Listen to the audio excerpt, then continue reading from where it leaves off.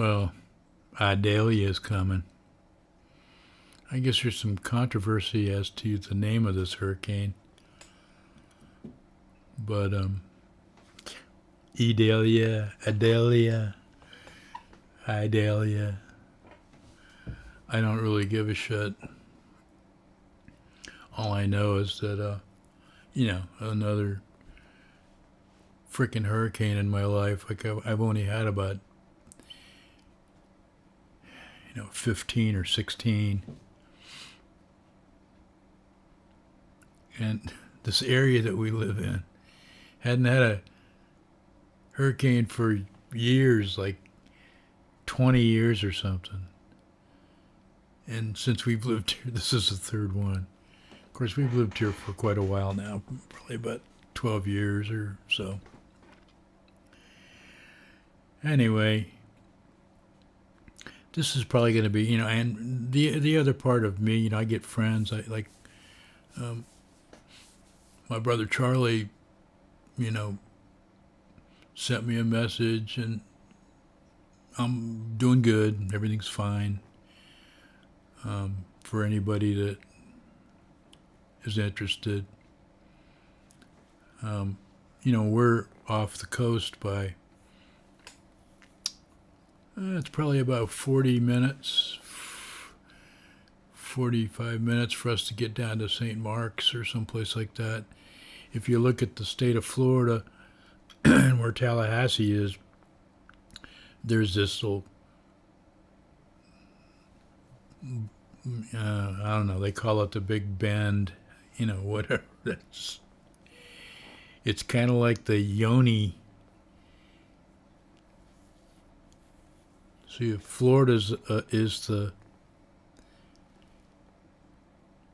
Penile Peninsula of the United States, well, there's a little satchel over here that, well, you get what I'm talking about. So there's this dip right there. So, I mean, we live like directly above that, about 40 minutes. Plus, one of the things I always check whenever, well, the one time,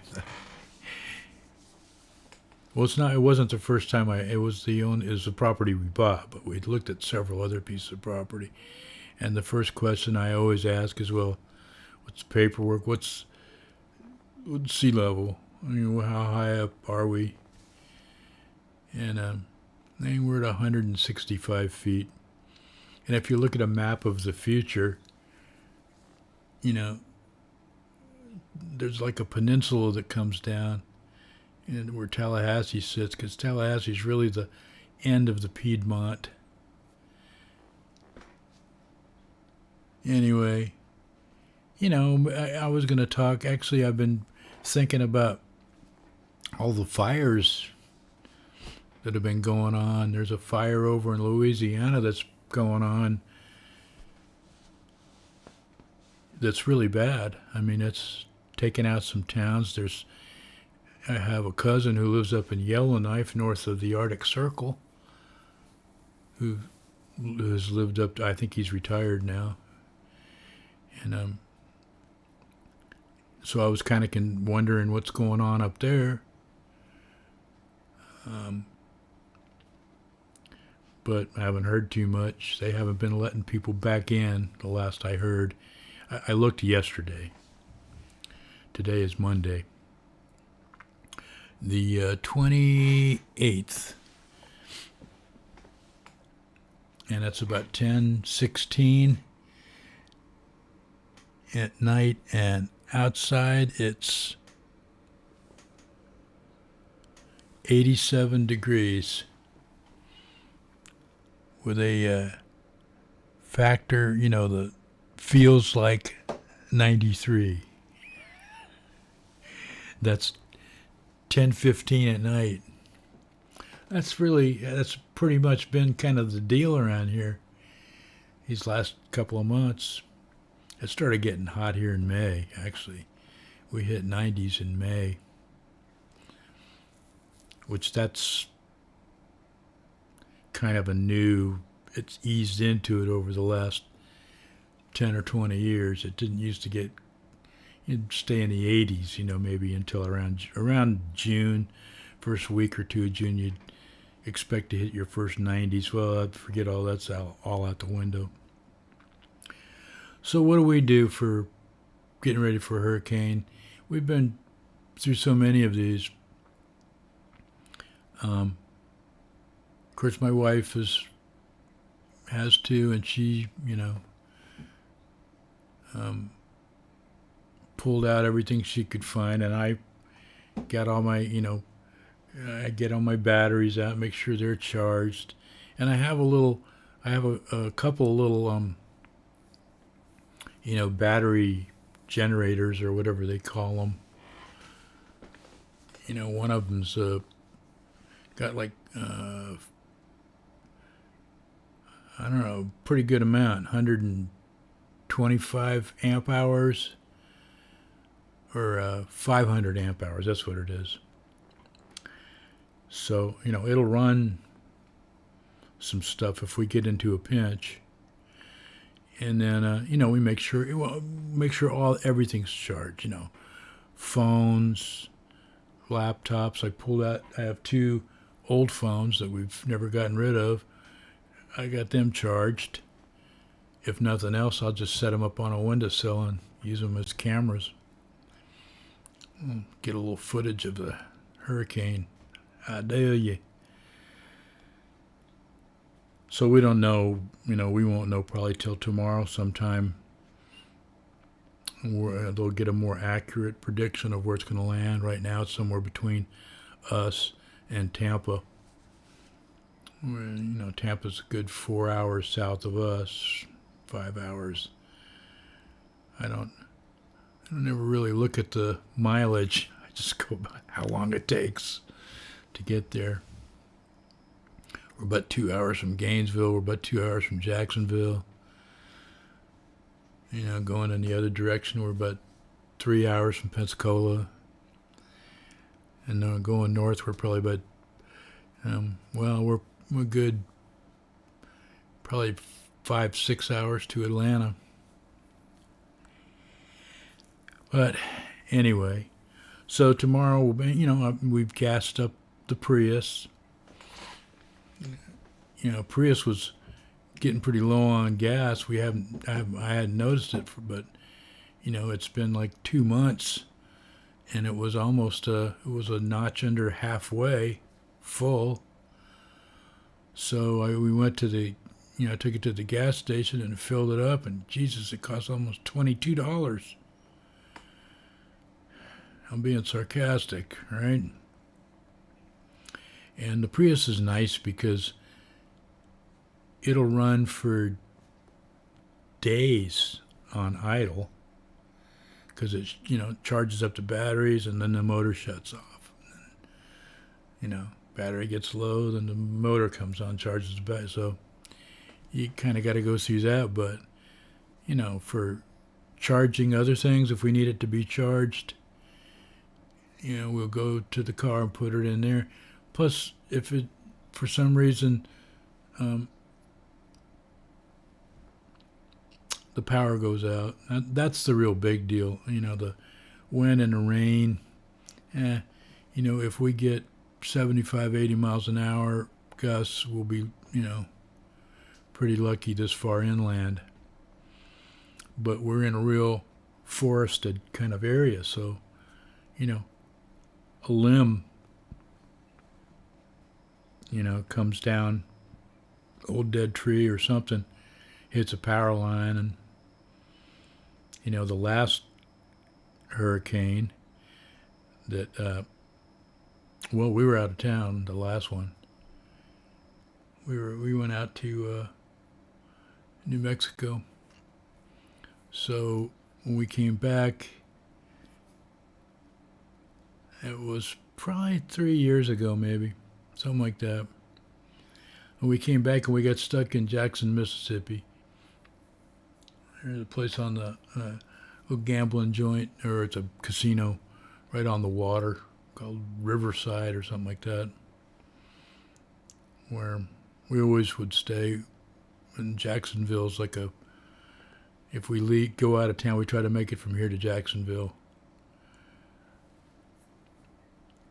So anyway, we got stuck there for a week because there wasn't any power. We contacted our neighbor in Tomoko, and she told us. So that's the worst thing, is that the power goes out, and we can kind of survive that. I mean, I've got a 100-watt solar panel that I put out. And I've only used like maybe once, just kind of test it out. I still have these visions of hooking it up to my shed and having all my battery operated tools charged from that, because there's a time of the day for about 4 or 5 hours where it gets a lot of sun on this one wall, and that's enough. As much work as I do anymore. I probably still whip my drill out for bunches of things. Let's see. There's like a checklist, and you go ahead, you put water in. If you have a bathtub, we have a bathtub upstairs, so we'll probably fill that up halfway. I have a battery. Well, it's not a battery. It's like a little refrigerator, but it's a cooler. It's not little; it's pretty big. But it'll plug in. It'll run from DC, so I can run off a solar panel if we're out of electricity, and it'll run. It goes to about 40 degrees, so it's a refrigerator. And it takes about a half an hour to get it to 40 degrees, but it's so insulated and everything that it'll keep things cool for 24 hours, and then you probably have to charge it up again. But I don't know what the future's going to bring. The worst part, beyond all the little silly things that I've talked about so far, is we have one neighbor, and we have kind of a valley behind my house. He's got an acre or something, and noisy. These people are so noisy. They have so many devices they're always turning on, and that doesn't bother us so much.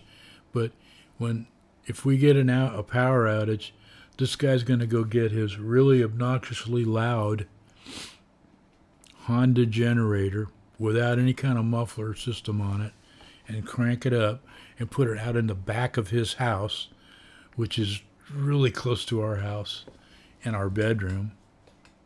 And, and then he'll just leave it on. He has no sense. He doesn't give a shit about his neighbors or anything like that. So that's the worst part of it. And after 2 or 3 days of this just relentless Honda generator, we'll just go leave for a day or two till they get it straightened up. And we can go in any direction and go somewhere, probably not south, because I think south of us is going to be pretty torn up. But we can certainly go. We might even be able to find a motel or a hotel with a room here.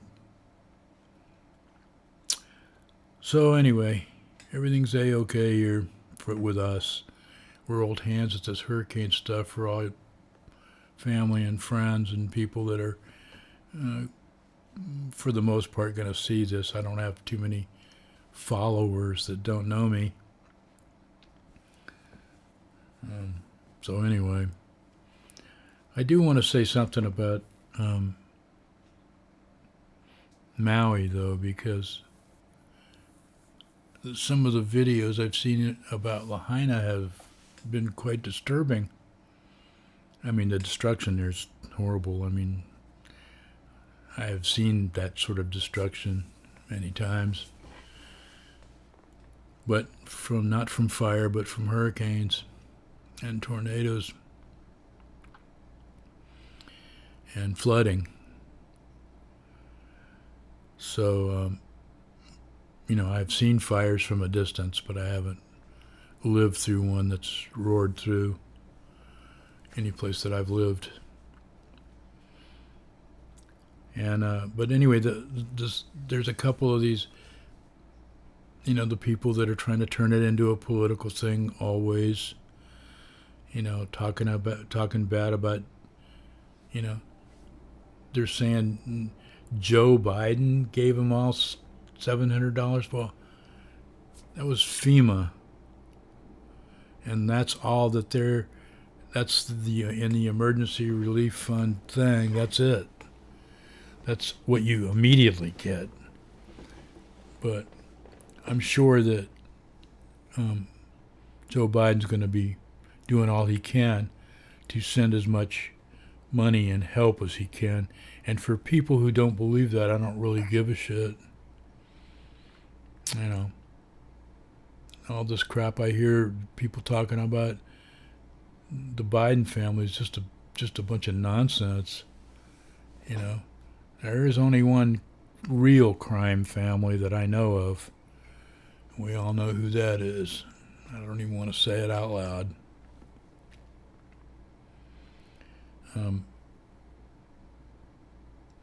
The only other thing is we went around to the stores today, a little bit, just to make sure that we have all our meds. That's another thing. People, when you get to be my age, you got to make sure you get your meds. And thank God I don't have to take that many anymore because of I've changed my diet and things like that and lost 30 pounds from my heaviest, which is about 10 years ago. And so I'm actually doing okay, but still in all, if I don't take my high blood pressure medicine for some reason, my blood pressure goes up. So regardless of what anybody thinks or says about all that, that still happens for me because I've tried to say, okay, screw it. I don't want to take this blood pressure medicine anymore. Same thing happened with statins. I stopped taking statins, and my cholesterol just shot way up there. So, I can't explain all the technology and crap behind all that, but I don't take as much statins as I used to. That's probably been cut in half since I, became a vegetarian basically, or a plant-based person. And also my insulin, which, I'm a diabetic. I have been for a lot of my life. And I probably take about a third of as much as I used to. So, all of that's been good for me. The changing to a plant-based diet has really helped my health a lot. Can't deny it. But, it's not some... I'm not foolish to think I'm going to be, at 75 years old, I'm going to be all cured and walk around like I'm... that's just not going to happen. I am 75. Well, I'm 74, actually. But I'm getting closer to 75. So that's about it. Oh, yeah. I was talking about Lahaina, wasn't I? The other thing is Um, there's so much money there. It's going to be a really hard row to hoe, as the old farmers used to say. It's going to be a hard slog for a year or two dealing with insurance companies and FEMA. You, you have to do the battle of attrition with these people. And I know because I've done it. I have managed property and owned property that's been damaged or destroyed basically by hurricanes, and had to deal with all this stuff. Had to deal with insurance companies. Insurance companies are the biggest whores in the world.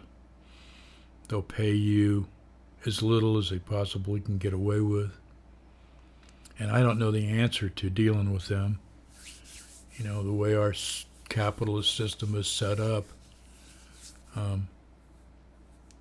it's not very well regulated as far as all that stuff goes. And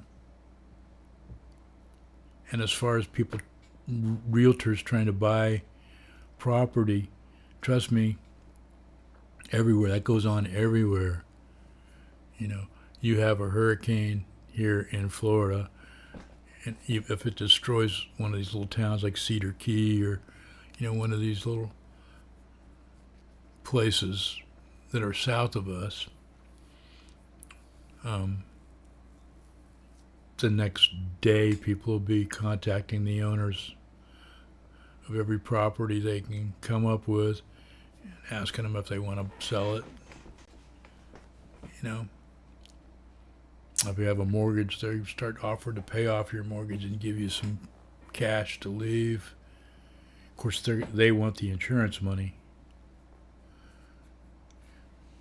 My advice is to ignore them.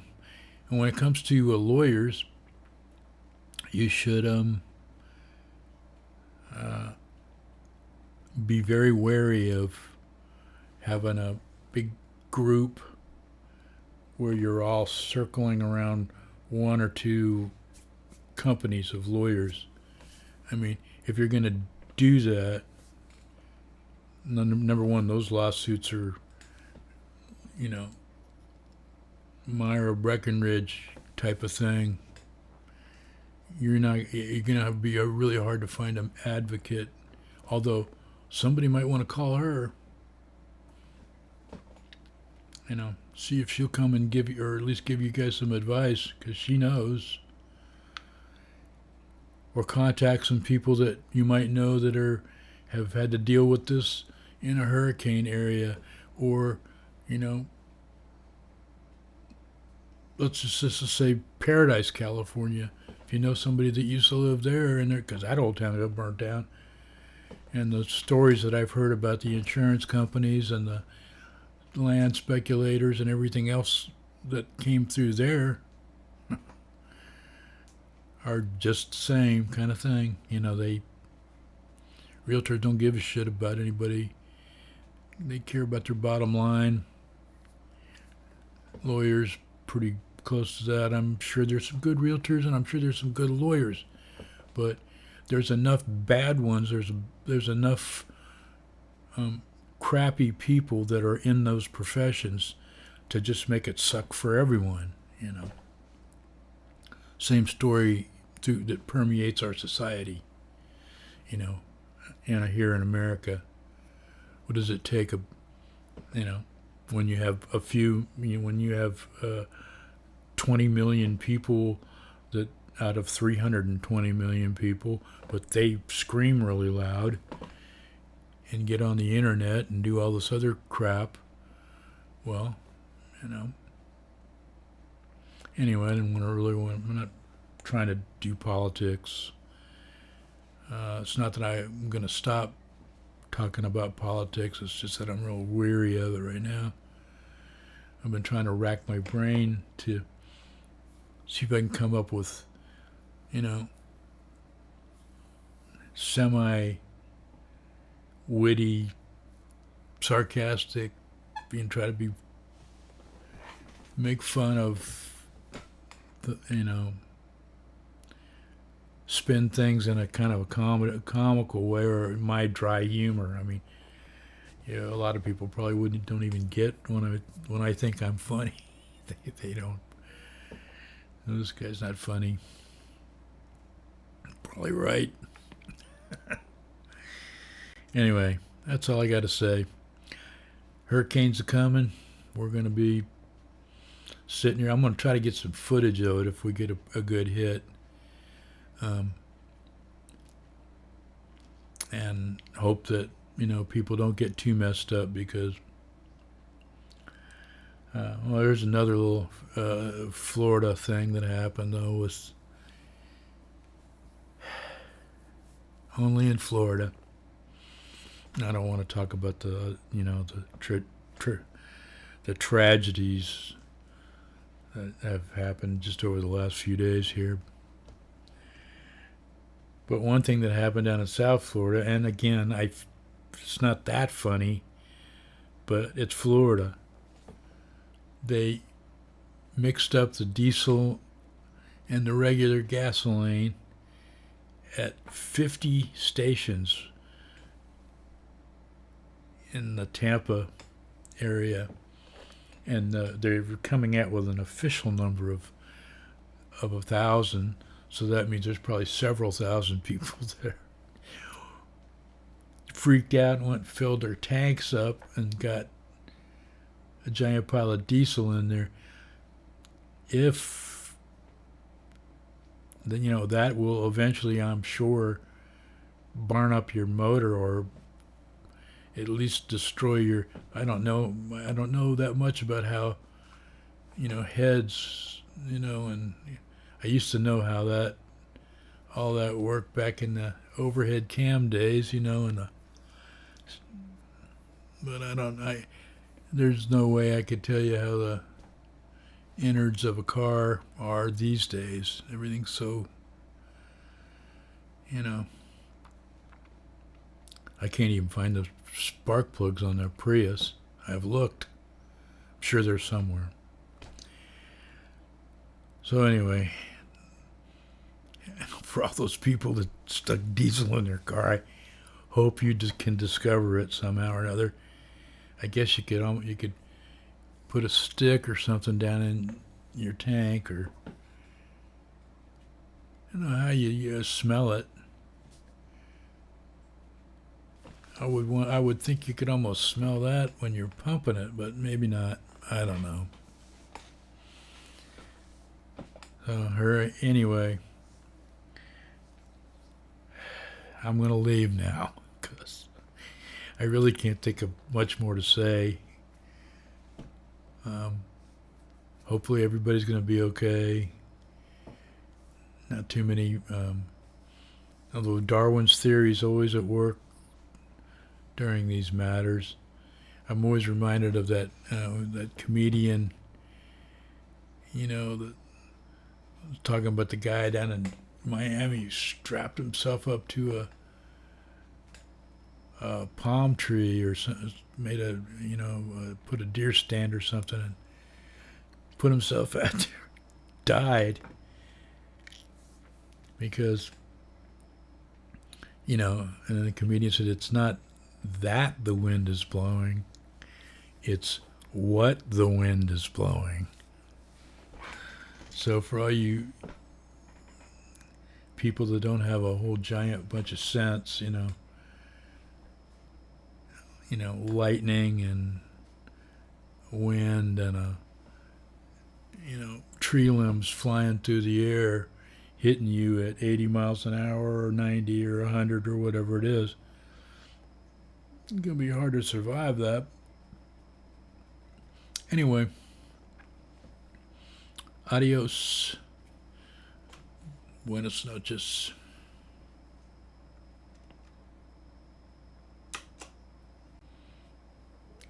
Missed again.